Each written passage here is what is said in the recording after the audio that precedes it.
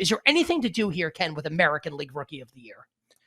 So I would frame this when we had the Harris conversation, the level of confidence and the support for that bet to me makes that like I would bet this if I were people. This market is kind of like what you would call, I think, like a beer or pizza money type bet, right? Like it's just like a couple bucks on something. The probability that it happens is incredibly low, but there might be an angle, and it's kind of caused by a couple different things. So the angle would be to bet Adley Rutschman. So this was something Jake and I talked about last week. I actually got a couple notes from people today. Other sports books have finally started reopening this market. The reason it was closed was that Julio Rodriguez was placed on the injured list.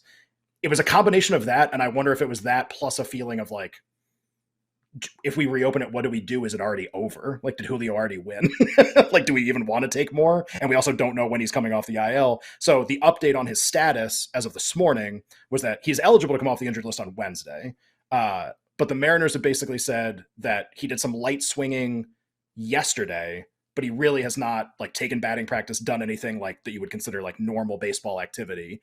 And like today and tomorrow were quote like very important days to figuring out if he can even come off the injured list on Wednesday. So the first time he is eligible to play is Wednesday. We also don't know that that's going to happen. We also don't know how many days off he's going to get from now until the end of the season. He's like the franchise cornerstone of a team that hasn't had a lot of franchise cornerstones recently. And yes, like postseason is important, but also like it's a wrist injury. Like if it's kind of hurting, are you really going to play him every game the rest of the year? So the question is like, does that uncertainty create an opportunity? If so, who is it on?